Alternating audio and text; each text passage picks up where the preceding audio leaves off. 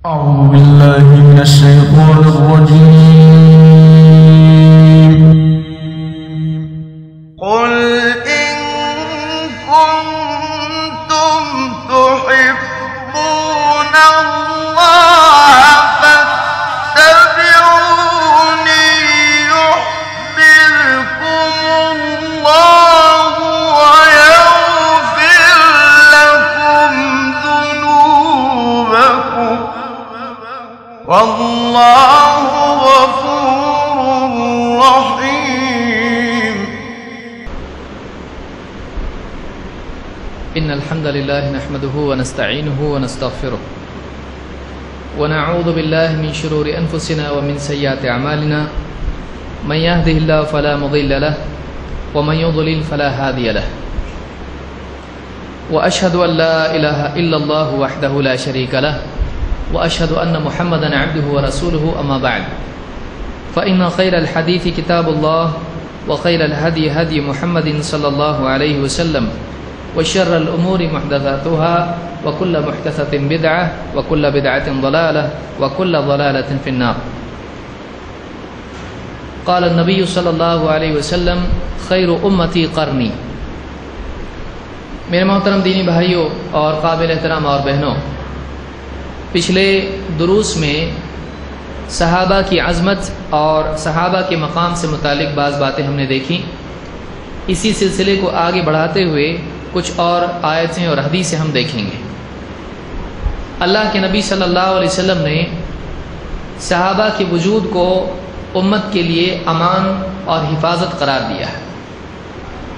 اللہ کے رسول صلی اللہ علیہ وسلم نے صحابہ کی تربیت خود کی تھی، عقیدے اور عمل کے اعتبار سے اور منہج کے اعتبار سے، اصول کے اعتبار سے دینی تربیت آپ نے خود صحابہ کی تھی اور دین کا صحیح فہم صحابہ کو اللہ کے رسول صلی اللہ علیہ وسلم کی طرف سے ملا تھا. آنے والے دور میں فتنے آنے والے تھے اور اللہ کے نبی صلی اللہ علیہ وسلم نے امت کے تفرقے اور امت میں گمراہی کے آنے کو پہلے ہی سے بتلا دیا تھا.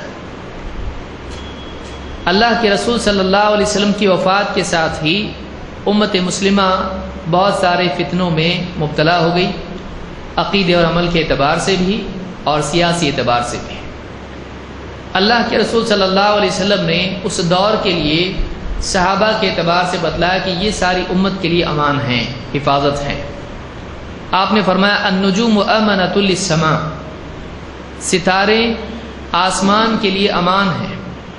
فاذا ذهبت النجوم واتى السماء ما توعد، جب ستارے چلے جائیں گے، جھڑ جائیں گے، گر جائیں گے، زائل ہو جائیں گے. اتى السماء ما توعد، آسمان پر وہ حال گزرے گا جس کا اس سے وعدہ کیا گیا ہے. یہ قیامت کے بارے میں بتلایا جا رہا ہے. وانا امنۃ لاصحابی، اور میں اپنے صحابہ کے لیے امان ہوں. فاذا ذهبت اتى اصحابي ما يعدون، جب میں بھی دنیا سے چلا جاؤں گا تو میرے صحابہ پر بھی وہ حالات پیش آئیں گے جن کا پہلے سے وعدہ کیا جا چکا ہے. واصحابي امنۃ لامتی، اور میرے صحابہ میری امت کے لیے امان ہیں. فاذا ذهب اصحابي اتى امتي ما يعدون، پھر جب میرے صحابہ بھی چلے جائیں گے، ایک ایک کر کے ان کی وفات ہو جائے گی. اتا امتی ما یعدون، میری امت پر وہ حالات، وہ مصیبتیں، وہ پریشانیاں آئیں گی جن کو پہلے سے بتا دیا جا چکا ہے. یہ صحیح مسلم کی حدیث ہے جس میں اللہ کے نبی صلی اللہ علیہ وسلم نے پہلے ایک مثال کے ذریعے سے اور پھر بعد میں اپنے اور صحابہ کے تذکرے سے بتلا دیا کہ اللہ کے رسول صلی اللہ علیہ وسلم کا وجود امت کے لیے حفاظت ہے. فتنوں میں، گمراہی کے دور کے اعتبار سے اللہ کے نبی صلی اللہ علیہ وسلم امت کے لیے رہبر اور قائد تھے. فتنوں میں کیا کیا جائے، مسائل میں کیا قدم اٹھایا جائے، کیا صحیح ہے کیا غلط ہے، کس چیز کو قبول کیا جائے کس کو رد کیا جائے، اس تمام مسئلے میں اللہ کے رسول صلی اللہ علیہ وسلم امت کے لیے، خاص طور سے صحابہ کے لیے آپ رہبر اور امان تھے. آپ کا وجود خود گمراہی کے لیے روک تھا. آپ نے فرمایا جب میں چلا جاؤں گا میرے صحابہ پر پریشانیاں آئیں گی جن کا وعدہ کیا گیا ہے. اور بعد میں جو مسائل آئے تو آپ نے فرمایا کہ وہ اصحابی، میرے جو صحابہ ہیں، امنۃ لامتی، بقیہ امت کے لیے، بعد والوں کے لیے میرے صحابہ امان ہیں. جو بھی فتنے آئیں گے ان سے نمٹنے کے اعتبار سے یہ ڈھال اور حفاظت رہیں گے امت کے لیے. خوارج کا فتنہ آیا اور اس طرح سے اور بھی فتنے آئے. صحابہ نے اس دور میں واقعی اپنے قول و عمل سے بتلایا، اپنے طرز عمل سے بتلایا کہ امت کو کیا کرنا چاہیے کیا نہیں کرنا چاہیے، اور بہترین طور پر انہوں نے اس سے نمٹ کر امت کو رہبری دی. اور کئی عقائد اور مسائل کے معاملات میں، منہج اور اسوہ کے معاملے میں صحابہ نے پوری امت کے لیے بہترین نمونہ پیش کیا. نہ صرف اس دور کے لیے بلکہ آنے والے تمام ادوار کے لیے صحابہ امت کے لیے رہبر قرار پائے، کیونکہ خود اللہ کے نبی صلی اللہ علیہ وسلم نے بھی بعد کے تفرقے میں اپنے ساتھ صحابہ کو جوڑا، جیسے کہ آگے آئے گا. تو اس حدیث سے یہ بات معلوم ہوتی کہ آپ نے فرمایا کہ ستارے آسمان کے لیے امان ہیں، یعنی جب تک ستارے سلامت ہیں آسمان بھی سلامت رہے گا. ان کا آسمان میں ہونا سلامتی کی دلیل ہے. ستارے جب جھڑنا شروع ہو جائیں گے تو پھر آسمان پر قیامت آئے گی جس کا اس سے وعدہ کیا گیا ہے. ستاروں کا جھڑنا آسمان کی بربادی کی علامت ہوگی. اور میں اپنے صحابہ کے لیے امان ہوں، جب تک میں ہوں خیر کا دور رہے گا، امت محفوظ رہے گی، صحابہ محفوظ رہیں گے. لیکن میرے جاتی فتنوں کا سلسلہ شروع ہوگا اور پھر صحابہ ان مصیبتوں میں گرفتار ہو جائیں گے جو آنے والے فتنوں کے دور میں آنے والی ہیں. پھر صحابہ بھی امت کے لیے امان ہیں. جب صحابہ ایک ایک کر کے چلے جائیں گے پھر فتنوں کا نہ ختم ہونے والا سلسلہ جاری ہو جائے گا. امت بکھر جائے گی، امت پہ مسائل آئیں گے اور پھر امت کے لیے تکلیفیں اور مصیبتیں اور گمراہیوں کا دور کھل جائے گا. لہٰذا اللہ کے رسول صلی اللہ علیہ وسلم نے صحابہ کو امت کے لیے ویسے ہی امان قرار دیا جیسے اپنے آپ کو صحابہ کے لیے. لہٰذا صحابہ کا وجود امت کے لیے خیر تھا. صحابہ کے جانے کے بعد ایک ایک کر کے فتنے آئے، جہمیہ، قدریہ، مرجیہ، معتزلہ اور نہ جانے کتنے فرقے اور خاص طور سے شیعہ. تو ان گروہوں اور فرقوں اور فتنوں کی وجہ سے امت کو بہت نقصان ہوا ہے، علمی اعتبار سے، عقیدے کے اعتبار سے، منہج کے اعتبار سے اور سیاسی اعتبار سے. ہر اعتبار سے امت مصیبتوں میں گرفتار ہوتی رہی. تو صحابہ کے بارے میں ایک بات، حدیث سے بات معلوم ہوئی کہ صحابہ امت کے لیے امان اور حفاظت ہیں. صحابہ امت کے لیے آپ نے ان کو حفاظت قرار دیا. صحابہ کے جانے کے بعد امت کے لیے گمراہی کے دروازے کھل گئے، ہر حق اور باطل میں تمیز کرنا مشکل ہو گیا. صحابہ تھے تب تک سب ٹھیک ٹھاک تھا، فوراً امت کو رہبری مل جاتی تھی.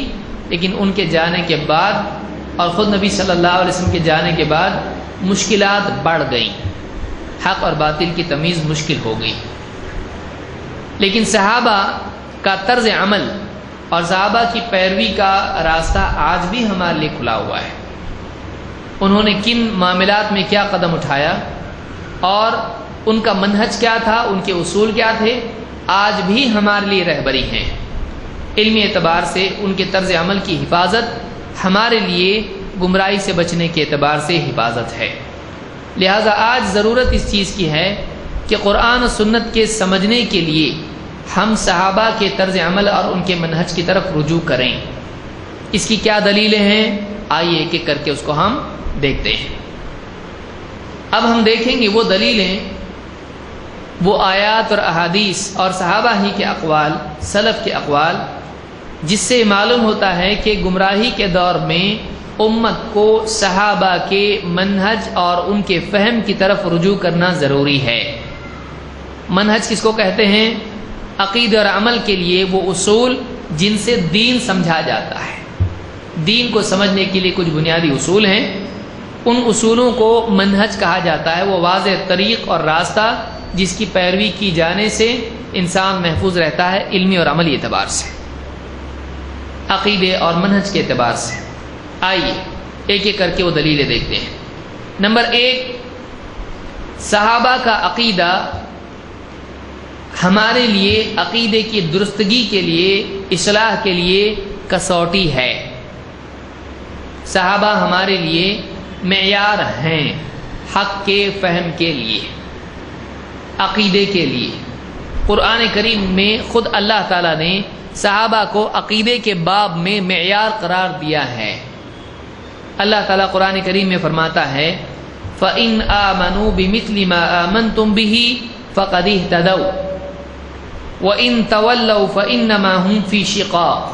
یہ سورہ البقرہ کی آیت نمبر 137 ہے۔ اللہ تعالیٰ نے صحابہ سے خطاب کرتے ہوئے کہا فَإِنْ آمَنُوا، اگر یہ اہل کتاب یہود ویسے ایمان لے آئیں، بِمِثْلِ مَا آمَنْتُمْ بِهِ، اسی طرح جیسے تم ایمان لائے ہو صحابہ، فَقَدِ اهْتَدَوْا، تو یہ ہدایت پا گئے، تو یہ ہدایت پر ہیں۔ وَإِن تَوَلَّوْا، لیکن اگر یہ پیٹھ پھیر کے نکل جاتے ہیں، منہ موڑ کے نکل جاتے ہیں، قبول نہیں کرتے ہیں، فَإِنَّمَا هُمْ فِي شِقَاقٍ، تو یہ دوسری جانب ہیں، یہ گمراہی میں ہیں، یہ مخالفت میں ہیں۔ فی شقاق کا مطلب یہ ہے صحابہ اس جانب، حق اس جانب، وہ اس جانب ہے۔ سورۃ البقرہ میں اللہ نے اس بات سے یہ واضح کر دیا کہ وہ لوگ ہدایت پر ہیں جو عقیدے میں صحابہ کی راہ اختیار کریں۔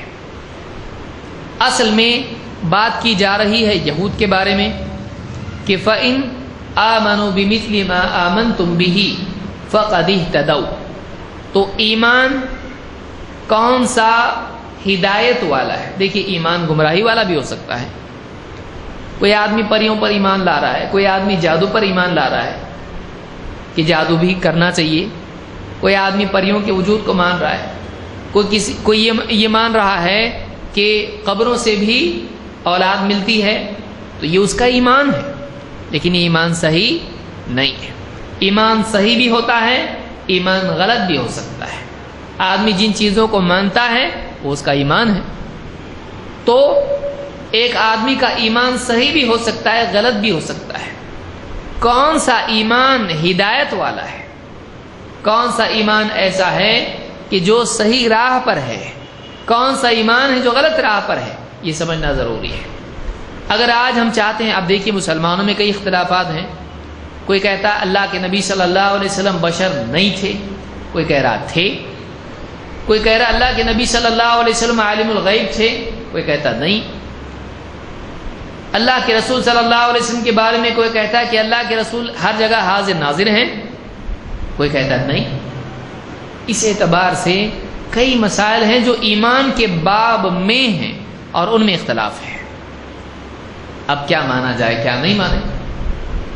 اب ایسے مسائل میں ایمان کے سلسلے میں ہم کس کی طرف رجوع کریں؟ آیتیں اور حدیثیں اگر سمجھ میں نہ آئیں، یا کوئی ایسی حدیث اور آیت سمجھ میں آئے جس سے بات یہ سمجھ میں آ رہی کہ ہاں، جیسے اللہ کے رسول صلی اللہ علیہ وسلم آنے والے دور کے بارے میں بتلا رہے ہیں کہ ایسے اور ایسے فتنے آئیں گے۔ اب ایک آدمی کہے کہ دیکھیے اللہ کے رسول صلی اللہ علیہ وسلم ہونے والی چیزیں بتلا رہے ہیں، تو پھر کیا اللہ کے رسول صلی اللہ علیہ وسلم عالم الغیب نہیں تھے؟ کیسے معلوم پڑا آپ کو؟ اب آدمی کنفیوز ہو گیا ہے۔ اللہ کے رسول صلی اللہ علیہ وسلم کے بارے میں کوئی بھی بات ماننی ہے، عالم الغیب تھے کہ نہیں تھے؟ ایسے معاملات میں ہمارا اصول یہ ہے کہ صحابہ کا عقیدہ صحیح تھا، اس کی گواہی اللہ تعالیٰ نے دی ہے۔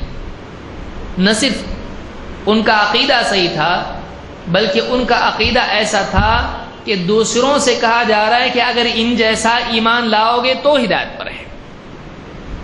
تو جس کو پیمانہ بنایا جائے وہ غیر مقبول نہیں ہوتا ہے۔ صحابہ کے ایمان کو اللہ تعالیٰ نے پیمانہ بنا کر پیش کیا کہ دوسروں کو اگر ہدایت چاہیے، دوسرے اگر ہدایت پر ہیں، اس کو ثابت کرنا ہے تو ان کو اپنے ایمان کو صحابہ جیسا بنانا پڑے گا۔ تو اس آیت سے بات معلوم ہوتی ہے، نمبر ایک، وہ جاہل جو صحابہ کے بارے میں کہتے کہ نعوذ باللہ یہ مرتد ہو گئے، ان کا عقیدہ صحیح نہیں تھا، جیسے شیعہ ہیں، ان کے لیے آیت پیش کی جائے کہ اللہ تعالیٰ کے نزدیک نہ صرف صحابہ مومن تھے بلکہ ایسے مومن کہ دوسروں کو ایسا مومن بننا چاہیے۔ ان کا ایمان اللہ کے نزدیک نہ صرف مقبول تھا بلکہ پیمانہ اور معیار تھا، لہذا بعد والوں کو بھی چاہیے کہ اپنے ایمان کو ان جیسا بنائیں۔ اس آیت سے بات معلوم ہوتی ہے کہ امت کے بہت سارے مسائل عقیدے کے باب میں آسانی سے حل ہو سکتے ہیں اگر امت کے افراد عقیدے کی اصلاح میں صحابہ کی طرف رجوع کریں کہ ہمارا ایمان کیسا ہونا چاہیے۔ اللہ تعالیٰ فرماتا ہے فَإِنْ آمَنُوا بِمِثْلِ مَا آمَنْتُمْ بِهِ، اگر یہ اہل کتاب ویسے ایمان لے آئے جیسے تم ایمان لائے ہو، تو اللہ نے کہا فَقَدِ اهْتَدَوْا، تو یہ ہدایت پا چکے ہیں۔ یعنی اگر آدمی کا ایمان، آدمی کا عقیدہ صحابہ کی طرح ہے تب وہ ہدایت یافتہ ہے۔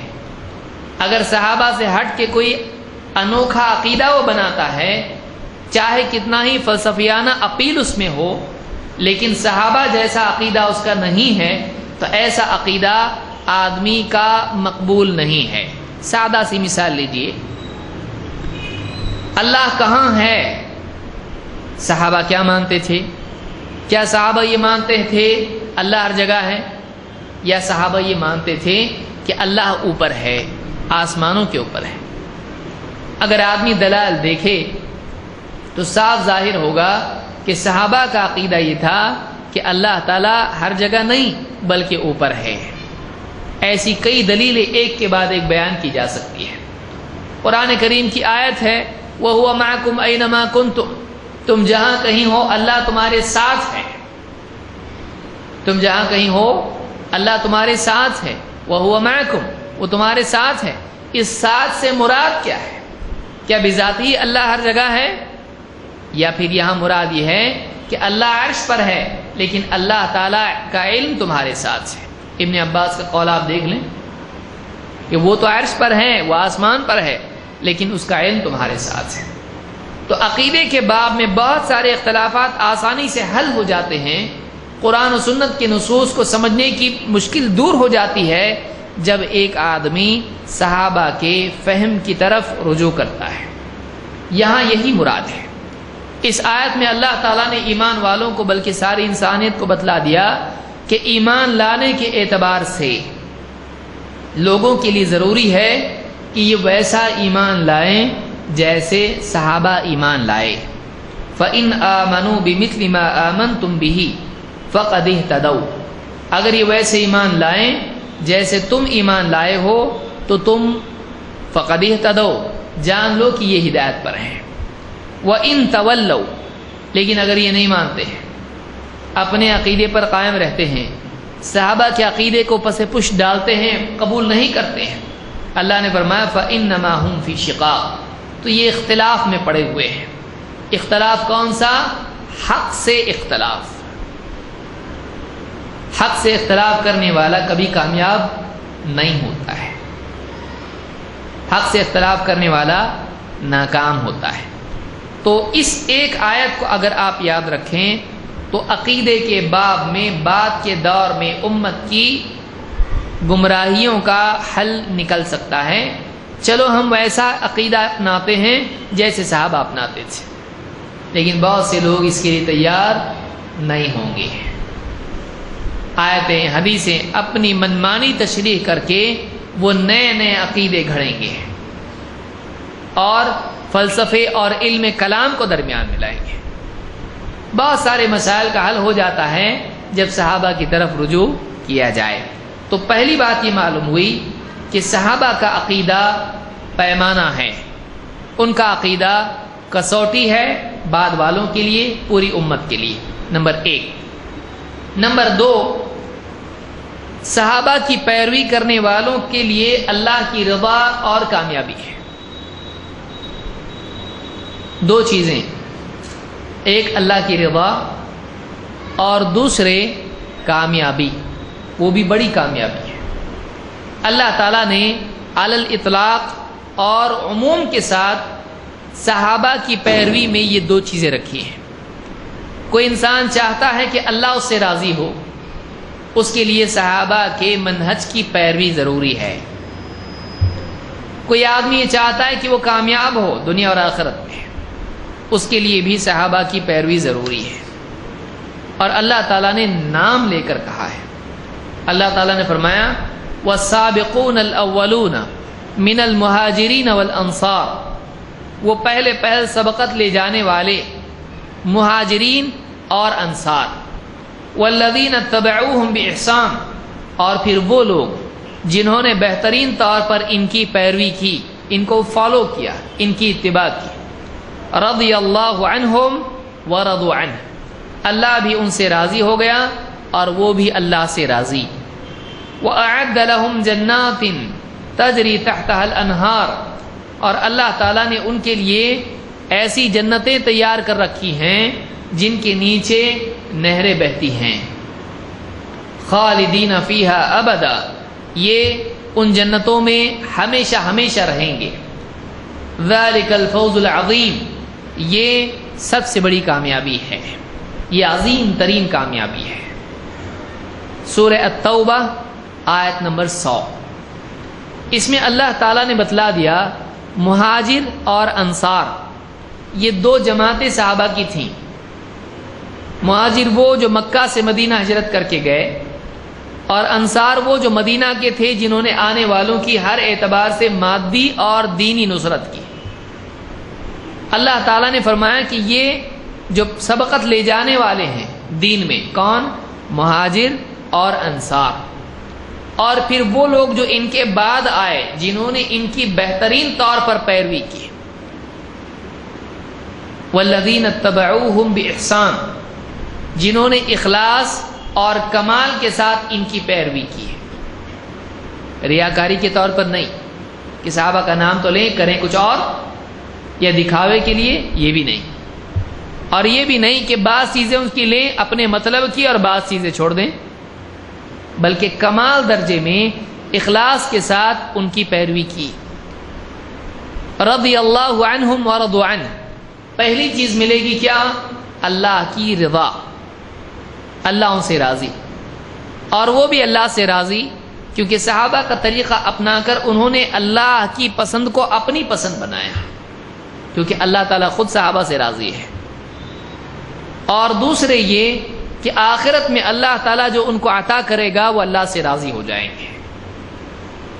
اسی لیے اللہ نے فرمایا وَأَعَدَّ لَهُمْ جَنَّاتٍ تَجْرِي تَحْتَهَا الْأَنْهَارُ، دوسری چیز ان کو ملے گی، ایک تو رضا ملے گی اللہ کی، دوسری چیز ملے گی نعمتوں کی صورت میں کہ اللہ تعالیٰ نے ان کے لیے ایسی جنتیں تیار کر رکھی ہیں جن کے نیچے سے نہریں بہتی ہیں، باغوں میں ان کو بسایا جائے گا، ایسے باغ جو نہروں والے ہیں۔ اور اس کے لیے کیا ہے؟ اللہ نے فرمایا کہ یہ وقتی طور پر بھی نہیں ہوگا، 4 دن رہنے کے بعد کہا جائے بس ہو گیا نکلو یہاں سے، نہیں، خالدین فیہا ابدا، یہ ہمیشہ ہمیشہ ان جنتوں میں رہیں گے۔ اور اللہ نے فرمایا ذالک الفوز العظیم، یہ ہے سب سے بڑی کامیابی ہے، عظیم ترین کامیابی، کہ اللہ بھی راضی اور بندے کو اتنا مل جائے کہ بندہ بھی راضی۔ یہ کس چیز پر ہے؟ والذین اتبعوہم باحسان، جنہوں نے کمال درجے میں بہترین طور پر صحابہ کی پیروی کی۔ اس آیت سے بات معلوم ہوتی ہے کہ سارے صحابہ مل کر جس چیز پر چلے ہیں وہ امت کے لیے اس کی پیروی کرنا لازم ہے۔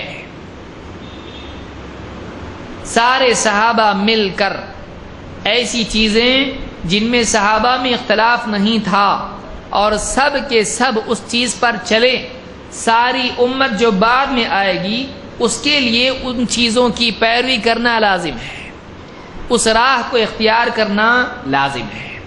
اگر صحابہ کی پیروی چھوڑ دیتے ہیں گمراہ ہے، اللہ کی رضا نہیں ملے گی، جنت نہیں ملے گی، نہ اللہ راضی ہوگا نہ جنت ملے گی۔ لہذا یہ دوسری دلیل ہے جس میں عمومی طور پر بتلایا گیا نہ صرف عقیدے میں بلکہ تمام امور میں صحابہ کی پیروی ضروری ہے۔ کوئی آدمی کہے کہ نبی صلی اللہ علیہ وسلم کی اتباع کریں کہ صحابہ کی، تو ہم کہیں گے فرد کے اعتبار سے نبی کریم صلی اللہ علیہ وسلم کی اتباع لازم ہے، لیکن مجموعی طور پر جس راہ کو منہج کو اختیار کیا جانا چاہیے، صحابہ خود نبی صلی اللہ علیہ وسلم کی پیروی کرتے تھے، اس لیے مجموعی طور پر دین کے فہم اور قرآن و سنت کی عملی تطبیق، جو الفاظ میں بول رہا ہوں اس کو یاد رکھیں، دین کے قرآن و سنت کے صحیح فہم اور قرآن و سنت کی عملی تطبیق، پریکٹیکل اپلیکیشن، اس کے لیے صحابہ کے طرز عمل کو، طریق کو اپنانا لازم ہے۔ جو انہوں نے سمجھا اسی کے مطابق ہم کو بھی چلنا پڑے گا۔ سارے صحابہ کا مجموعی کلیکٹیو انڈرسٹینڈنگ، مجموعی فہم، ان میں اختلاف ہوگا تو کیا کریں گے وہ بعد میں دیکھیں گے، لیکن جن چیزوں پر صحابہ سب مل کے چلے ہیں ان چیزوں کو اپنانا امت کے لیے لازم ہے، اس سے ہٹ کے ہم نہیں چل سکتے ہیں، اس سے ہٹ کے ہم نہیں چل سکتے ہیں۔ جیسے آج بہت سارے لوگ کہتے ہیں بھائی کسی ایک امام ہی کی ساری باتوں کو ماننا ضروری ہے، ایسا ہم کے صحابہ کے زمانے میں ایسا نہیں تھا کہ کوئی ابو بکری ہو، کوئی عمری ہو، کوئی علوی ہو، کوئی عثمانی ہو، کسی ایک صحابی کو پکڑ کے ان کی ساری باتیں اپنے اوپر لازم کر لینا اور ان کے مقابل کی باتوں کو صرف اس لیے ترک کر دینا کہ ہم علوی ہیں، ہم عثمانی ہیں، کیا یہ صحابہ کے زمانے میں تھا؟ نہیں۔ کیا صحابہ اس کو دین مانتے تھے؟ نہیں۔ لہذا جو ان کا طرز عمل تھا وہ کیا تھا؟ جس مسلمان کو دین کے سمجھنے کے لیے خود سے اس کے پاس کوئی وسائل نہ ہو، مشکل ہو رہی ہے سمجھنے میں، کیا کرے؟ مدینہ میں، کوفہ میں، بصرہ میں، کہیں بھی مکہ میں جو بھی عالم مل جائے، جو بھی بڑا علم والا مل جائے، اس کی طرف رجوع کریں، جیسے وہ قرآن و سنت سے بتلائے مان لیں۔ صاحب ایسا کرتے تھے، وہاں پر مذہبی تعصب نہیں تھا، وہاں پر یہ نہیں تھا کہ ایک آدمی کہے کہ ہم ہمارے صحابی سے پوچھیں گے، ہم ہمارے عالم سے پوچھیں گے، ایسا تھا نہیں۔ بلکہ کوئی آدمی کبھی حضرت ابوبکر صدیق سے پوچھتا تھا رضی اللہ عنہ، کبھی کوئی آدمی حضرت عمر رضی اللہ عنہ سے پوچھتا، کبھی کوئی ابو ہریرہ سے، کبھی عبداللہ ابن عمر سے، کبھی عبداللہ ابن عباس رضی اللہ عنہم اجمعین، سب سے پوچھتا تھا۔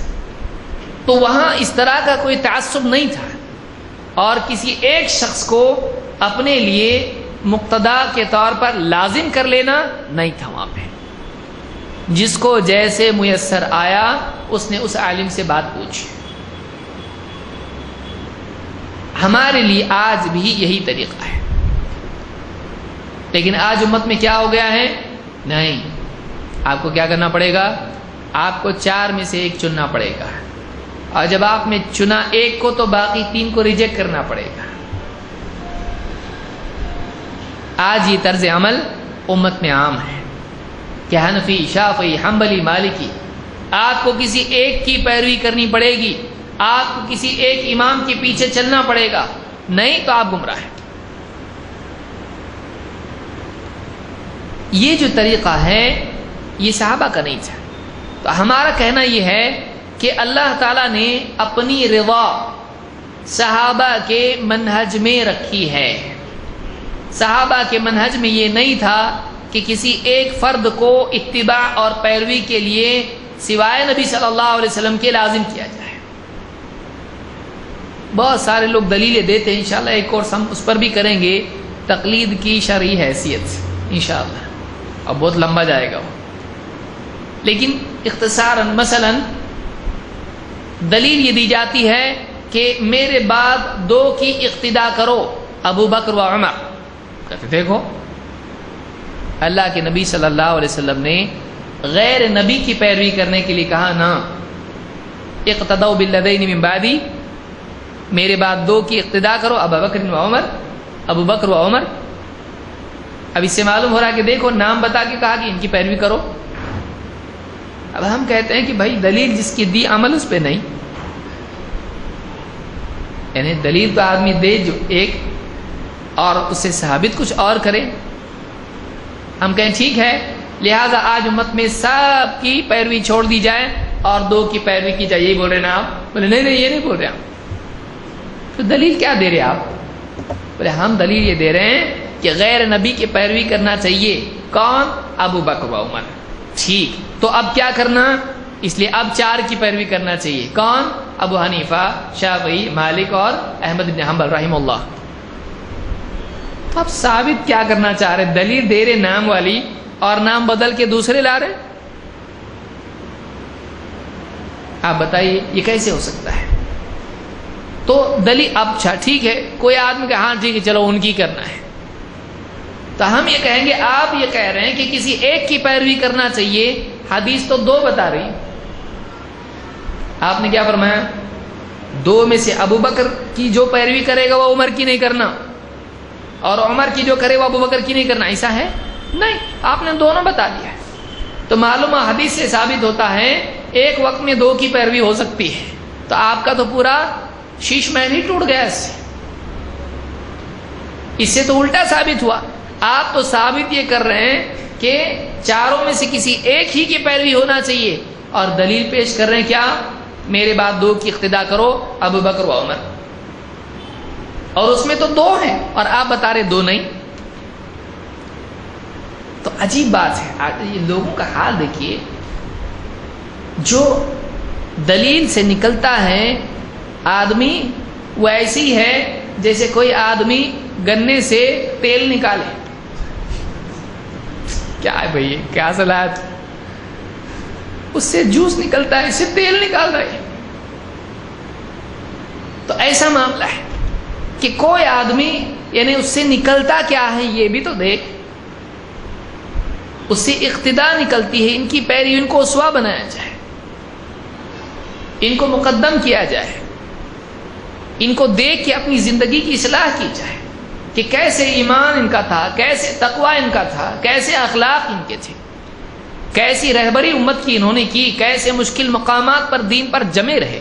یہ ہے ان کا اسوہ اپنا. یہ نہیں کہ ہر مسئلے میں تقلید کرے. اچھا ان کی اگر مان بھی لے تو ٹھیک ہے کرو نا ان کی، وہ بھی تو نہیں کرتے. جب کہا جائے تو یوں کہا جاتا ہے صحابہ کی تقلید جائز نہیں ہے. کیوں؟ ان کا مذہب مدون نہیں ہے. کون بولا آپ کو؟ بھائی صحابہ کی ایک بھی بات ملے. آپ ہی تو بول رہے نا کہ صحابہ ستاروں کی مانند ہیں، جن کسی ایک کی بھی اقتدا کرو. یہ بھی تقلید کے لیے دلیل دی جا رہی لیکن پھر واپس صحابہ کو چھوڑا جاتا ہے. اگر کوئی آدمی آج کہے ٹھیک ہے میں کسی ایک صحابی کی تقلید کرنا چاہتا ہوں، بولے آج نہیں کر سکتے ایسا. پھر دلیل آپ کون سی دیے؟ میرے صحابہ ستاروں کی مانند ہے. تو آپ نے تقلید کے لیے دلیل دی جو کہ حدیث صحیح نہیں ہے، کوئی سند ہی اس کی نہیں ہے. بہت تلاش بھی کی علماء نے، نہیں ملی اس کی سند. شیخ البانی بھی سبکی وغیرہ کا قول ذکر کیا اس میں. دلیل ہی نہیں اس کی، کوئی یعنی سند ہی نہیں اس کی. مان لو تھوڑی دیر کے لیے اس سے ثابت حدیث ہے، تب بھی صحابہ کا نکلتا ہے، غیر صحابہ کا کہاں نکلتا بھائی اس سے؟ تو کرو نا آپ. نہیں بولے صحابہ کی آپ تقلید نہیں کر سکتے. افسوس ہے امت کے حال پر کہ دلیل جس چیز کی پیش کرے اسی کو قبول کرنے سے انکار کرے. وہ ایسی جیسے کوئی آدمی ترازو لائے، بولے تمہارا ترازو نہیں اس سے تولنے کا، اور جب تولنا شروع کرے تو بولے یہ ایکسیپٹڈ نہیں ہے. اس ترازو سے ثابت ہوتا ہے کہ اس ترازو سے تولنا چاہیے. دیوانہ نہیں کہیں گے اس کو کہ ترازو تو پیش کیا. یہ جب ہم نے کہا لاؤ پھر ٹھیک ہے تولتے ہیں اس سے، تو کہا نہیں اس سے نہیں تولنا، یہ دوسرا ہمارے پاس ہے پلاسٹک کا، اس سے تولو. عجیب بات. صحابہ کی دلیلیں پیش کر کے صحابہ ہی کو انکار کر دینا کہ ان کی تقلید نہیں کر سکتے، یہ کون سی دنیا کی دلیل ہے؟ یہ کون سا لاجک ہے؟ ہم یہ کہتے ہیں کہ صحابہ مجموعی طور پر جس راستے پر چلے ہیں اسی راستے کو ہم کو اپنانا چاہیے. جو ویل ایکسیپٹڈ پرنسپلز ان کے تھے، جو بالکل مسلم اصول ان کے تھے، ان کو توڑ کے ہم آگے نہیں بڑھ سکتے ہیں. ان کو ہم کو اپنانا پڑے گا. ان میں اختلاف ہو جائے باہم صحابہ میں تو کیا کرنا آگے ہم دیکھیں گے، لیکن جن کو وہ مسلم اصول کے طور پر مانتے تھے ان میں سے ایک یہ بھی تھا کہ کسی ایک کی تقلید نہیں ہے، بلکہ جو عالم قرآن و سنت کا ماہر ہے کوئی بھی مسلمان اس کی طرف رجوع کر سکتا ہے، کوئی بھی مسلمان اس کی طرف رجوع کر سکتا ہے۔ اب یہ اور جو اس میں شوشے اور ضمنی کئی نکلتے ہیں اس کو ہم کبھی اور انشاءاللہ دیکھیں گے، لیکن یہاں بات یہ ملی کہ صحابہ کا طرز عمل ہمارے لیے قابل اتباع ہے۔ مجموعی طور پر سارے صحابہ جس راستے پر چلے ہیں جن میں ان میں اختلاف نہیں تھا وہ ہمارے لیے حجت اور شرعی دلیل ہے، یہ اجماع اس کو کہہ سکتے ہیں آپ۔ تو صحابہ کا اجماع مقدم ہے دوسروں کے اجماع پر، کیونکہ سب سے بہترین لوگ، سب سے زیادہ علم والے لوگ، تقوی اور علم کے اعتبار سے بہترین افراد صحابہ تھے۔ اور آگے آئیے، صحابہ کی فضیلت اور ان کی اتباع کے بارے میں خود ایک جلیل القدر صحابی ابن مسعود، جن کے بارے میں خود اللہ کے نبی صلی اللہ علیہ وسلم نے فرمایا تھا ان کی وصیت کا خاص لحاظ کرو۔ ابن مسعود کے بارے میں کہا تھا یہ اگر کوئی تاکید تم کو کریں تو خاص طور سے اس کا خیال کرو۔ آئیے دیکھتے ہیں ان کی تاکید امت کے لیے کیا ہے۔ ابن مسعود، عبداللہ ابن مسعود رضی اللہ عنہ، جو بہت ابتدائی دور میں ایمان لانے والے صحابہ میں سے 5-6 لوگ جو ایمان لائے ان میں سے ایک تھے، کہتے ہیں من کان منکم متأسیا فلیتأس باصحاب محمد صلی اللہ علیہ وسلم، تم میں سے کوئی شخص اگر کسی کو اپنے لیے اسوہ بنانا چاہتا ہے، اپنے لیے کسی کو آئیڈیل، نمونہ، ماڈل بنانا چاہتا ہے تو وہ اللہ کے نبی صلی اللہ علیہ وسلم کے صحابہ کو اپنے لیے اسوہ بنائیں۔ فَإِنَّهُمْ كَانُوا أَبَرَّ هَذِهِ الْأُمَّةِ قُلُوبًا وَأَعْمَقُهَا عِلْمًا، اس لیے کہ صحابہ اس امت میں سب سے زیادہ نیک لوگ تھے۔ أَبَرَّ هَذِهِ الْأُمَّةِ قُلُوبًا، دلوں کے اعتبار سے سب سے نیک دل شخصیات اگر تھیں تو صحابہ تھے، اور وَأَعْمَقُهَا عِلْمًا، اور علم کی گہرائی میں سب سے زیادہ گہرے علم والے صحابہ تھے۔ وَأَقَلُّهَا تَكَلُّفًا، اور سب سے کم تکلف والے، یا گویا کہ یہ تکلف نہیں کرنے والے۔ وَأَقْوَمَهَا هَدْيًا، اور سیرت کے اعتبار سے سب سے پختہ سیرت کے حامل، کردار کے حامل۔ وَأَحْسَنُهَا خِلَالًا، یا بعض روایات میں کہ وَأَحْسَنَهَا حَالًا، خلال کہتے ہیں اخلاق کو یا طرز عمل کو یا صفت کو اور سیرت کو۔ سب سے بہترین اسوہ اور اخلاق والے ہیں، یا سب سے بہترین حال والے ہیں، ان کا حال سب سے اچھا تھا۔ تو کہتے ہیں کہ سب سے نیک دل، سب سے گہرے علم والے، سب سے کم تکلف والے، اور سب سے بہترین سیرت والے، اور سب سے اچھے اخلاق والے ہیں صحابہ تھے۔ علم کے لیے دلوں کا پختہ اور پاک ہونا ضروری ہے۔ دل علم کے لیے برتن ہے، اگر برتن میں گندگی ہو علم میں بھی گندگی پیدا ہو جاتی ہے۔ اس کی مثال یہود ہیں، فَلَمَّا زَاغُوا أَزَاغَ اللَّهُ قُلُوبَهُمْ، بہت ساری جو باتیں کہی ہیں ان کے دلوں کی سختی کا اللہ تعالیٰ نے ذکر کیا ہے۔ ثُمَّ قَسَتْ قُلُوبُكُم مِّن بَعْدِ ذَلِكَ، دلوں کی سختی انسان کے اندر علم کا بگاڑ پیدا کرتی ہے۔ ان کے اندر حیلہ بازی جو پیدا ہوئی وہ اللہ کی خشیت کی کمی کی وجہ سے ہوئی، اللہ کے ڈر کی کمی کی وجہ سے ہوئی۔ علم کا بگاڑ آتا ہے دلوں کے بگاڑ سے۔ جب دل بگڑ جاتے ہیں جو علم کے لیے برتن ہیں تو ان دلوں کے بگاڑ کا اثر علم پر بھی پڑتا ہے، اور وہ علم بجائے اللہ کو جوڑنے کے اللہ سے دور کرتا ہے، وہ حیلے اور مکر و فریب کی شکل اختیار کرتا ہے، وہ شریعت سے کھلواڑ تک انسان کو لے جاتا ہے، وہ لوگوں کی جہالت کا غلط فائدہ اٹھا کر لوگوں کو گمراہ کرنے والا بلکہ خود دین میں تحریف کی طرف لے جانے والا بن جاتا ہے۔ علم میں بربادی آ جاتی ہے جب علم کے حامل دلوں میں بربادی آ جاتی ہے، لہذا دلوں کی حفاظت بہت ضروری ہے۔ اسی لیے صحابی کیا کہتے ہیں کہ سب سے نیک دل صحابہ تھے، اور پھر اس کے بعد کہا سب سے گہرے علم والے صحابہ تھے۔ دل کی بھلائی علم کے اندر خیر پیدا کرتی ہے. زمین اچھی اگر ہے تو پیداوار بھی اچھی ہوتی ہے. زمین اچھی ہے، اگر زمین اچھی نہیں ہے، اس میں آپ نے اچھے سے اچھا بیج بو دیا، بیج ضائع ہو جاتا ہے. لیکن اگر زمین زرخیز ہے، آپ نے اس میں بیج ڈالا، لہلہاتی فصل نکلتی ہے. زمین کا اچھا ہونا بھی ضروری ہے.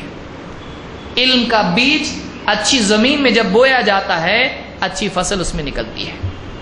لیکن علم کا بیج اگر خراب زمین میں بویا جاتا ہے واقعی ویسی فصل اس سے نہیں نکلتی ہے.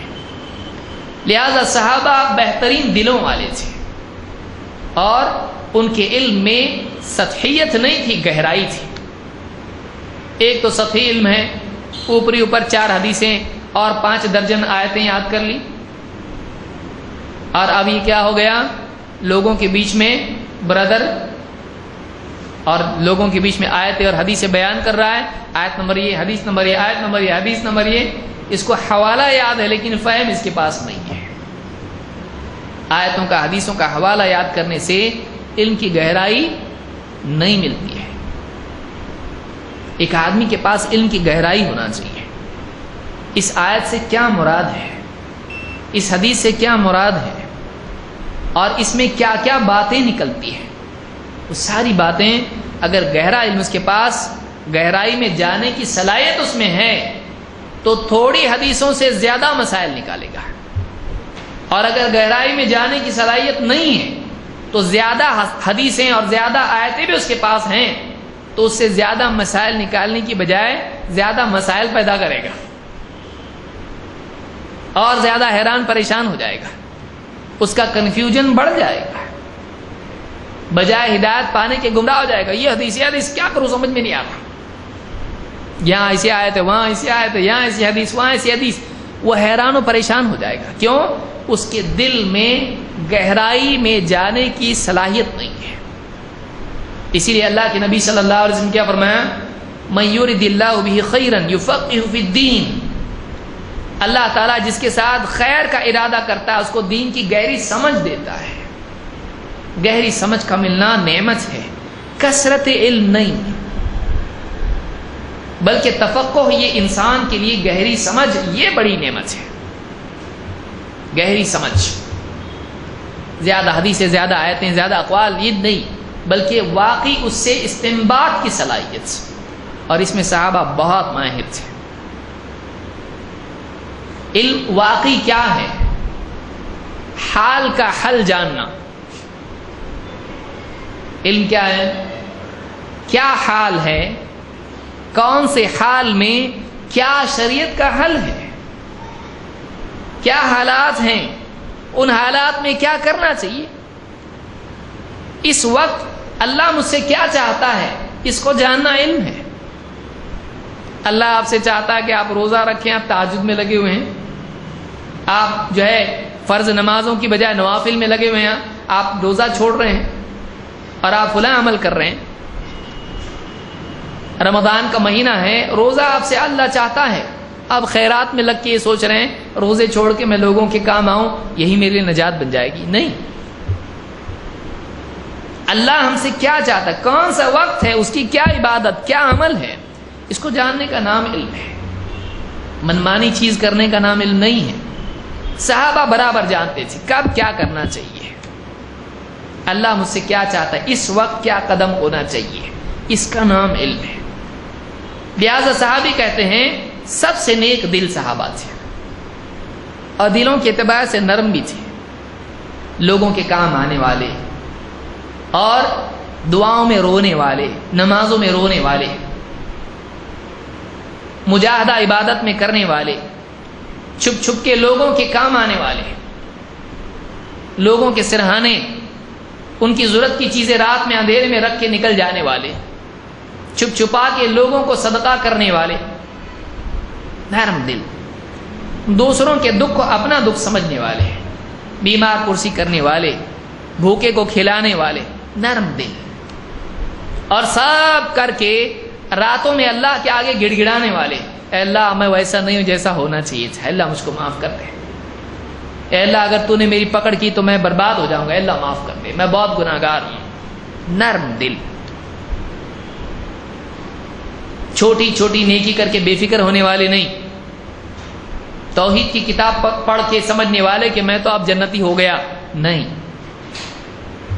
بلکہ سب کچھ کر کے عقیدے کی درستگی، اخلاق کی درستگی، عبادات کا مجاہدہ، سب کچھ کر کے اللہ سے ڈرنے والے ہیں، مخلص، عہدوں سے دور بھاگنے والے، محرومی پر راضی ہونے والے. آپ نے خود کہا تھا تم میرے بعد تم بہت سارا ترجیحات کو دیکھو گے، تم صبر کرنا یہاں تک کہ مجھ سے حوض پر ملو.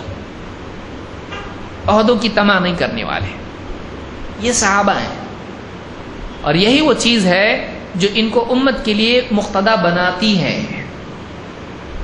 بعد کے دور میں، آج کے بھی دور میں آپ دیکھیے علم بڑھ گیا، لیکن علم کی گہرائی ختم ہوتی جا رہی ہے. علم بڑھ رہا ہے، علم کی باتیں بڑھ رہی ہیں. واٹس ایپ پہ آپ کو اس کا مظاہرہ دیکھنے ملے گا، یہاں سے ایک پیج اسکین کر کے بھیج رہا، وہاں سے آیت، حدیث، حوالہ. یہ علم کہاں ہے؟ زندگی میں کہاں ہے؟ بیٹھا نماز جاری پھر بھی چلا ہے واٹس ایپ کے اوپر. علم کہاں ہے؟ زندگی میں علم کہاں ہے؟ علم کا اثر کہاں ہے؟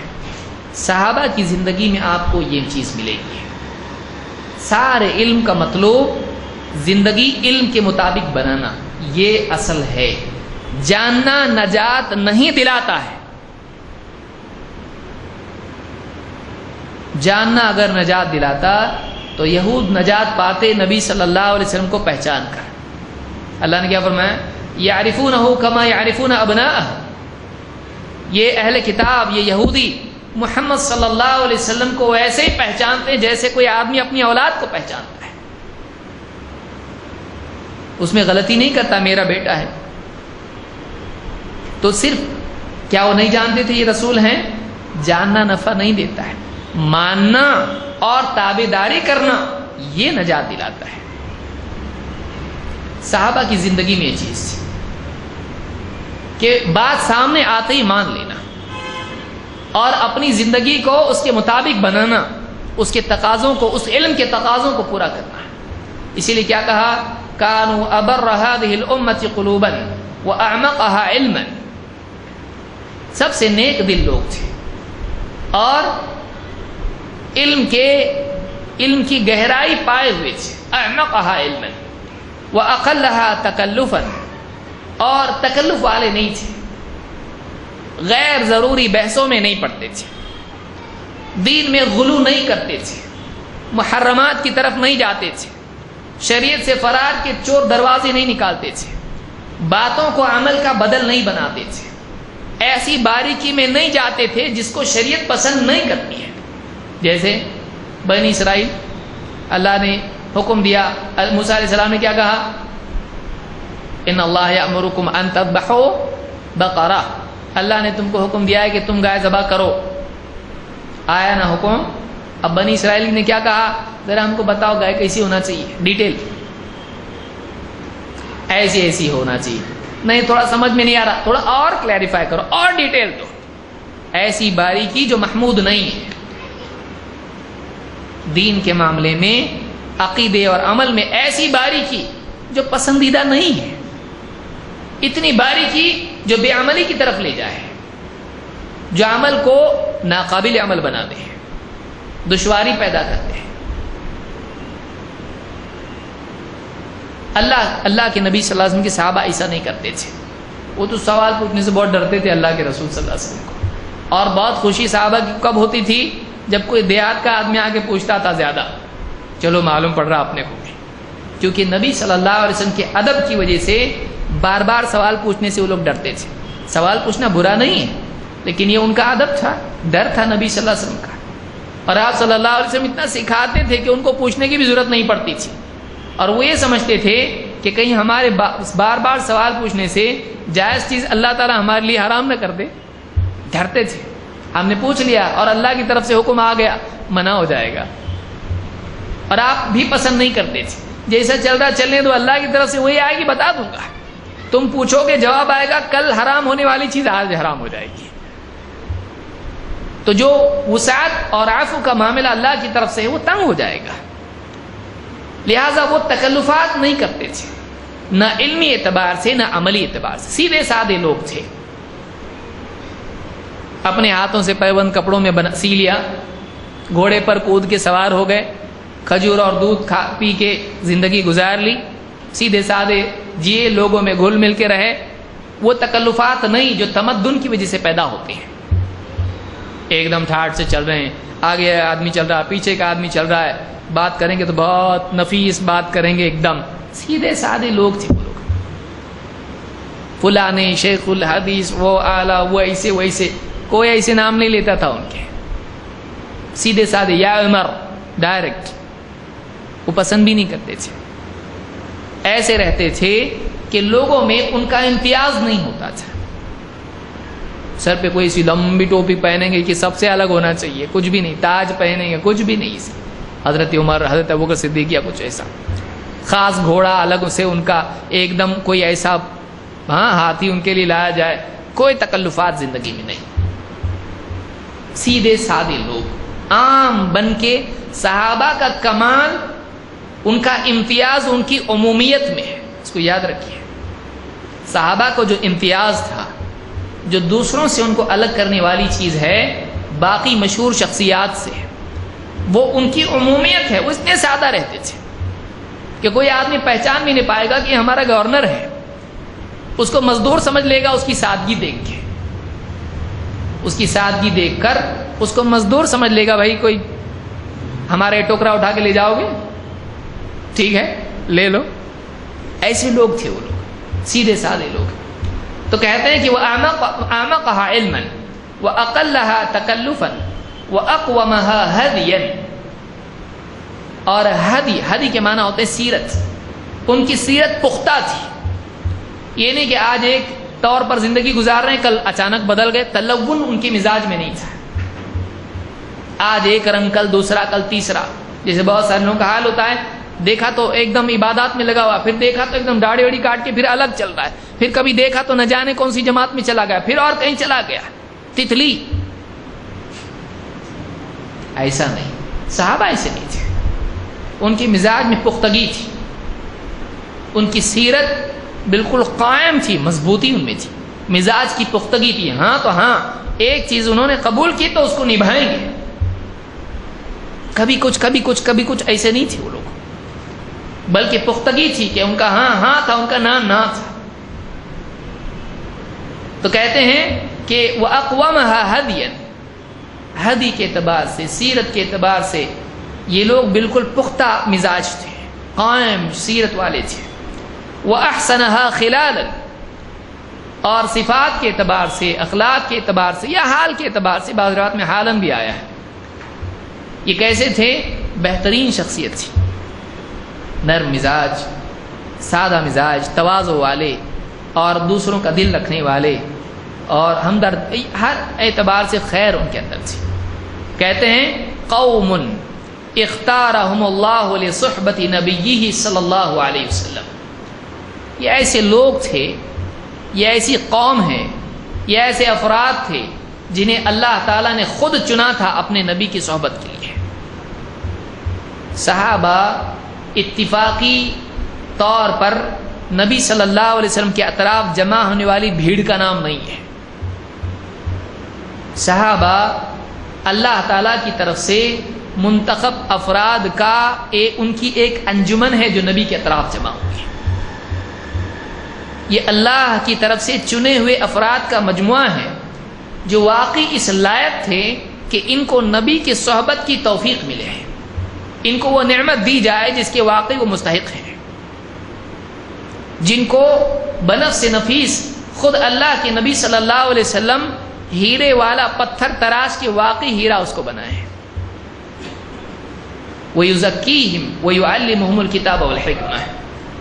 جن کو کردار اور علم کے اعتبار سے نکھار کے نبی صلی اللہ علیہ وسلم بہترین علم اور بہترین سیرت والا بنائے، جو بعد والوں کے لیے ایسے ہوں کہ آپ اپنی زبان مبارک سے کہیں خیر امتی قرنی، بہترین لوگ میرے دور کے ہیں. بہتر کو بہتر بنائیں. وہ واقعی اچھے لوگ تھے جنہیں بس رہبری کی ضرورت تھی، جنہیں بس تھوڑی سی تربیت کی ضرورت تھی. وہ ایسے بیج کی طرح تھے کہ جس کو واقعی اچھی زمین میں ڈال دیا جائے اور اس کو صحیح پانی اور صحیح اس کی تربیت نگرانی کی جائے تو لہلہاتے پیڑ کی صورت میں، پھلدار پیڑ کی صورت میں نمودار ہو. ایسے صحابہ تھے، پوٹینشل ان میں پورا تھا. وہ اچھی شخصیت کے مالک تھے، صحیح رہبری ان کو چاہیے تھی بس. اور آپ نے وہ صحیح رہبری ان کو دی. اس لیے آپ نے کہا تھا تم میں بہترین وہ ہیں جو جاہلیت میں بہترین تھے، بشرطے کہ ان کو دین کی سمجھ ملے. اذا فقہوا. تو صحابہ کے بارے میں کہتے ہیں کہ یہ اللہ کا انتخاب ہے. اختارہم اللہ لصحبۃ نبیہ واجتباکم. اللہ نے ان کو چنا ہے.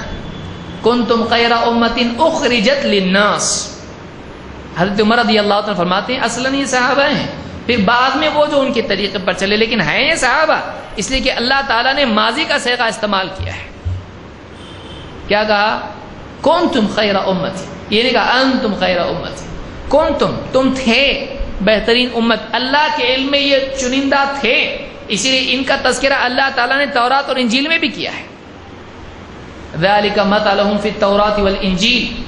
یہ ان کی مثال ہے، ان کا تذکرہ ہے تورات اور انجیل میں. اللہ نے پہلے سے ان کے بارے میں بتلا دیا تھا. اور ایک پھلدار پیڑ کی مثال اللہ نے ان کے لیے دی ہے. واقعی بہترین پھلدار پیڑ، ایک دم اچھے بیج سے نکلنے والا اچھا پیڑ. تو صحابہ کے بارے میں کہتے ہیں قوم اختارہم اللہ لصحبۃ نبیہ صلی اللہ علیہ وسلم.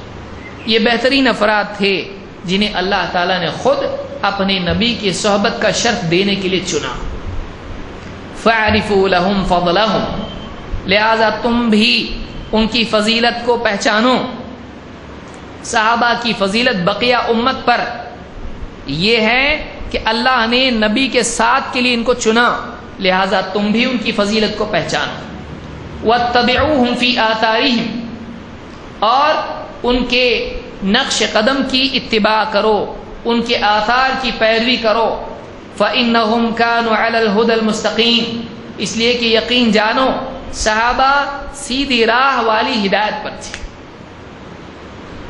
الہدى المستقیم، جس کا مانگنا ہر مسلمان کے لیے ضروری ہے، ہر نماز میں، ہر رکعت میں. اہدنا الصراط المستقیم. اے اللہ صراط مستقیم والی ہدایت دے، صراط مستقیم والی ہدایت دے. کیا کہہ رہے ہیں؟ فَإِنَّهُمْ كَانُوا عَلَى الْهُدَى الْمُسْتَقِيمِ. اس لیے کہ صحابہ سیدھی راہ والی ہدایت پر تھے، آلریڈی وہ ہدایت پا چکے تھے. اسی لیے بعض سلف نے کہا کہ جو صراط مستقیم اس سے مراد کیا ہے؟ صراط مستقیم سے مراد نبی کریم صلی اللہ علیہ وسلم اور صحابہ والا راستہ ہے. اس لیے کہ صحابہ خود صراط مستقیم پر تھے. امام ابن عبد البر نے جامع بیان العلم و فضلہ میں اس روایت کو ذکر کیا ہے. اس سے یہ بات معلوم ہوتی ہے کہ صحابہ پوری امت کے لیے اسوہ ہیں اور صحابہ کی پیروی کرنا چاہیے. اس لیے کہ صحابہ اپنے علم و عمل کے اعتبار سے بہترین افراد تھے اور وہ خود ہدایت پر تھے. لہٰذا اللہ نے جب ان کو چنا ہے تو ہمارے لیے بھی ضروری کہ ہم ان کو چنیں. اور آگے ایک روایت دیکھ کے انشاءاللہ ہم مزید اس بات کو اور پختہ کرتے ہیں. آئیے. ابن مسعود رضی اللہ عنہ فرماتے ہیں، یہی صحابی پھر سے وہی کہہ رہے ہیں، ان اللہ نظر فی قلوب العباد فوجد قلب محمد صلی اللہ علیہ وسلم خیر قلوب العباد.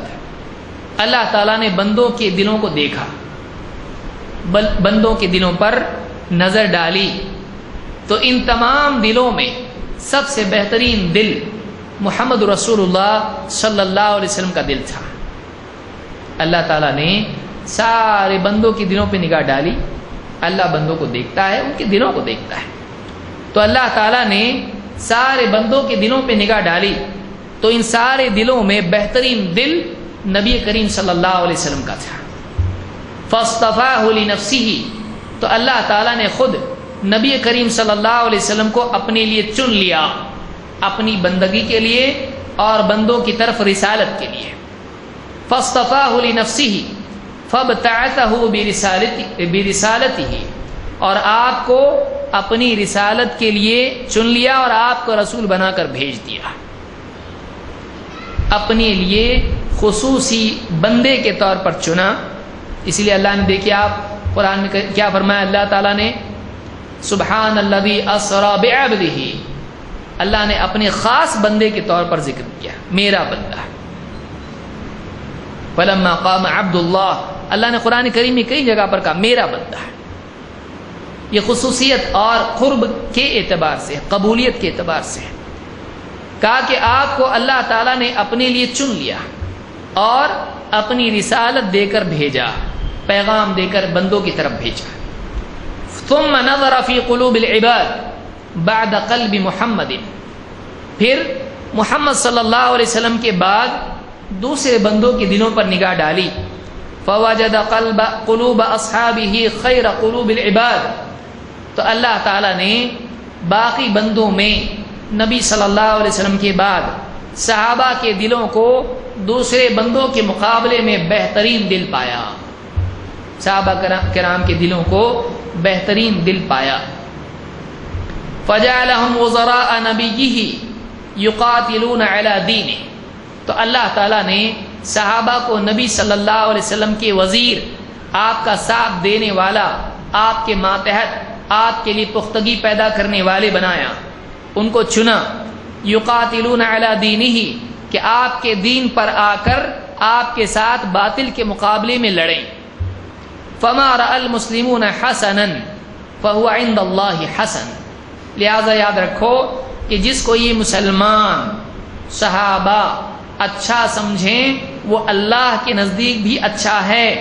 وما رأوا سیئا فهو عند اللہ سیئ، اور جس کو یہ مسلمان برا سمجھیں وہ اللہ کے نزدیک بھی برا ہے. امام احمد نے اس کو روایت کیا اور شیخ الالبانی نے کہا کہ اسنادہ حسن، اس کی سند حسن ہے. اس سے آگے جانے سے پہلے یہاں یاد رکھیں کہ اللہ کا انتخاب قلوب کی بنیاد پر ہوتا ہے. اللہ کا انتخاب قلوب کی بنیاد پر ہوتا ہے، اور اللہ تعالیٰ کے ہاں نجات بھی قلوب کی بنیاد پر ہوتی ہے. اللہ کے ہاں ایک انسان کو چنا جاتا ہے تو ظاہری خوبصورتی، نسب اور محض اعمال کی بنیاد پر نہیں، کارناموں کی بنیاد پر نہیں. اندر کیا ہے، اندر کیا ہے. اندر اگر بہت اعلیٰ ہے اللہ اس کو چنتا ہے، اور اندر اچھا ہے تو باہر بھی اچھا ہی آئے گا. لیکن اصل باہر نہیں ہے. بعض اوقات باہر بہت اچھا ہوتا ہے، اندر نہیں ہوتا ہے. لیکن اندر اچھا ہے تو باہر اچھا آنا ہی آتا ہے. لہذا اللہ کا انتخاب قلوب کی بنیاد پر ہوتا ہے. لہذا آدمی کو چاہیے کہ اپنے قلب کی اصلاح کی سب سے زیادہ فکر کرے، اپنے دل کو اعلیٰ سطح کا دل بنائیں، غور و فکر کے اعتبار سے، اخلاص کے اعتبار سے، تفقہ کے اعتبار سے، نصیحت کے اعتبار سے اور امانت کے اعتبار سے، خشیت اور انابت اور ساری خوبیوں کے اعتبار سے دل کو اچھا بنائیں. دل کی اچھائی نیکیوں کی اچھائی کو بڑھا دیتی ہے. وہ نماز جو اللہ کے ڈر کے ساتھ پڑھی جائے، اخلاص کے ساتھ پڑھی جائے، تواضع کے ساتھ پڑھی جائے، احتساب کے ساتھ پڑھی جائے، اس نماز سے بہت اعلیٰ ہے جو نماز تواضع کے ساتھ نہیں ہو، بندگی وقوموا للہ قانتین، اور وہ نماز خشوع کے ساتھ نہیں ہے، اخلاص کے ساتھ نہیں ہے، وہ نماز احتساب کے ساتھ نہیں. دونوں میں فرق کیا ہوا؟ اس کی 1000 رکعتیں بغیر اخلاص و احتساب کے ساتھ، اس کی 2 رکعتیں اخلاص اور احتساب کے ساتھ برابری نہیں ہو سکتی ہے. باہر بڑھا ہوا ہے، اندر گھٹا ہوا ہے. اندر تو صحابہ، آج آدمی کہہ سکتا ہے ہم نے اتنی ساری نیکیاں کی، میرے ہاتھ میں اتنے مسلمان ہوئے، میں نے اتنے مسجدیں بنائیں. بہت کیا تو اندر کیا ہے؟ اندر کیا ہے؟ ویسی نیکی کہاں لائے گا جو صحابہ صحابہ کے دلوں کی اس اخلاص کے ساتھ، اس احتساب کے ساتھ، اس یقین کے ساتھ، اس نیکی کی قدر کے ساتھ نیکی وہ کرتے تھے. وہ کہاں سے لائے گا تو؟ تیری رسمی نیکی ہے. تیری نیکی کیسی ہے؟ رسمی ہے. ان کی نیکیاں رسمی نہیں تھی، ان کی نیکیاں کیفیات کے ساتھ تھی. تو یہاں پر یہ بات بھی ملتی ہے کہ اصل انتخاب اللہ کے ہاں قلوب کی بنیاد پر ہوتا ہے. اسی لیے آپ دیکھیے حدیث میں اللہ کے نبی صلی اللہ علیہ وسلم فرماتے ہیں کہ ان اللہ لا ينظر الى صورکم واموالکم ولکن ينظر الى قلوبکم واعمالکم. اللہ تعالیٰ تمہاری صورتوں اور تمہارے مالوں کو نہیں دیکھتا، کتنا ہینڈسم ہے، گورا ہے، کالا ہے، اجمی ہے، عرب ہے، نہیں. مالوں کو نہیں دیکھتا کتنا خرچ کیا. وَلَٰكِن يَنظُرُ إِلَىٰ قُلُوبِكُمْ وَأَعْمَالِكُمْ، بلکہ وہ تمہارے دلوں اور تمہارے اعمال کو دیکھتا ہے. دلوں میں کتنا اخلاص ہے، دل اللہ سے کتنا جڑا ہوا ہے، اور اعمال کو دیکھتا ہے کہ اعمال کیسے ہیں، حسن خوبی سے ادا کیا ہے کہ نہیں، یا رسمی کسی طرح سے بوجھ اٹھا کے پھینکا ہے، کیسے عمل کیا ہے. لہذا یہ بات معلوم ہے. نمبر 2، صحابہ کے بارے میں آپ نے فرمایا کہ فما رأى المسلمون حسنا. یہاں المسلمون سارے مسلمانوں کے لیے ہو سکتا ہے، لیکن اس کا پس منظر بتا رہا ہے کہ اس سے مراد صحابہ ہیں. تو یہ مسلمان صحابہ جس کو اچھا سمجھے وہ اچھا ہے. یہ نہیں کہ بعض مسلمان کسی ایک بستی کے، بہت سے لوگ اس سے استدلال کرتے ہیں. اس حدیث سے معلوم ہوتا ہے دیکھو مسلمان جس کو اچھا سمجھے اس کو اچھا سمجھنا چاہیے. یہ مسلمان جو ڈھنگ سے نماز نہیں پڑھتے اور جن کے چہرے پر نہ داڑھی ہے اور نہ زندگی کے اندر کوئی ان کی دینداری ہے، یہ مسلمان نہیں. وہ مسلمان جن کے ایمان کو اللہ تعالیٰ نے معیار بنایا، وہ مسلمان جن کی پیروی کا حکم دیا، وہ مسلمان. تو جس کو وہ اچھا سمجھے وہ اچھا ہے، اور جس کو وہ برا سمجھے وہ برا ہے. بہت ہی اسٹریچ آپ کو کرنا ہے تو المسلمون سے سارے مسلمان آپ لیں تو ٹھیک ہے. بعض مسلمان اس سے آپ نہیں لے سکتے. آپ کی پسند کی ٹیم، اپنی جماعت، یہ نہیں لے سکتے آپ سے. یا تو اس سے مراد صحابہ ہیں جو کہ ظاہر ہے، یا پھر اس سے مراد پوری امت مسلمہ ہے جس کو آپ اجماع کہہ سکتے ہیں. تو اس روایت سے معلوم ہوتا ہے کہ صحابہ کے نزدیک اچھا ہے تو اچھا، ان کے نزدیک برا تو برا ہے. اس لیے ہم کہتے ہیں کہ کیا صحابہ قبر کے اوپر اذان دیتے تھے؟ اگر یہ اچھا تھا تو ضرور کرتے. اچھا ہے نا یہ، تو یہ اگر اچھا ہے تو صحابہ کے نزدیک بھی اچھا ہوتا. تو کیا صحابہ قبر پر اذان دیتے تھے؟ کیا صحابہ عید میلاد النبی کا جلوس نکالتے تھے؟ کیا صحابہ ہم نتے کر کے سینہ پیٹتے تھے جیسے شیعہ پیٹتے ہیں؟ کیا صحابہ درگاہ بناتے تھے؟ کیا صحابہ چادر چڑھاتے تھے؟ کیا صحابہ ہار پھول قبروں پہ چڑھاتے تھے؟ کیا صحابہ کڑے قبروں پہ رکھ کے رات میں چارجنگ کرتے تھے؟ ہوتا تھا صحابہ کے یہاں؟ نہیں، صحابہ کے یہاں یہ نہیں تھا. تو جس چیز کو صحابہ نے اچھا سمجھا ہم اچھا سمجھتے ہیں، اور اگر واقعی اچھا تھا تو وہ کرتے. یہ نہیں ہوگا کہ صحابہ کسی چیز کو اچھا سمجھے اور پورے کی پورے صحابہ چھوڑ دے ایک اچھائی کو. مطلب ایک اچھائی سے پوری صحابہ کی پورے کے پورے صحابہ محروم، اور تو اتنا اچھا کہ اللہ نے اس نیکی کی توفیق صحابہ کو نہیں دی، تیرے کو دی. ہم کہتے ہیں ایسا نہیں ہو سکتا ہے. اگر یہ خیر ہوتا تو صحابہ کی زندگی میں ہوتا ہے. وَلَوْ كَانَ خَيْرًا لَسَبَقُونَا إِلَيْهِ. ابن کثیر رحمۃ اللہ علیہ فرماتے ہیں اگر یہ چیز خیر ہوتی تو صحابہ ہم پہ سبقت لے جاتے اس کے کرنے میں، ہم سے پہلے وہ کرنے کے حقدار ہو جاتے ہیں. تو یہ چیز ہم کو اس روایت سے سمجھ میں آتی ہے کہ صحابہ جس چیز کو اچھا سمجھے وہ اچھا ہے، جس چیز کو وہ اچھا نہ سمجھے وہ اچھا نہیں ہے. اور اگر وہ اچھا سمجھے کسی چیز کو ضرور کریں گے. نہیں کرے گا مطلب ان کے نزدیک وہ اچھی تھی نہیں، موقع تھا اور نہیں کیے. تو اچھی ہوتی تو کرتے، لیکن انہوں نے اس کو اچھا نہیں سمجھا تبھی کیا نہیں. ایسی کئی روایتیں اور کئی چیزیں ہم دیکھ سکتے ہیں جو اسی باب میں ہیں. اللہ رب العالمین سے دعا ہے کہ صحابہ کے طرز عمل کو اپنانے کی ہم سب کو توفیق عطا فرمائیں اور ان کے منہج کی پیروی کی توفیق ہم سب کو عطا کریں. انشاءاللہ مزید اس سلسلے میں جو باتیں انشاءاللہ اگلے درس میں اس کو ہم دیکھیں گے. اقول هذا واستغفر الله لي ولكم.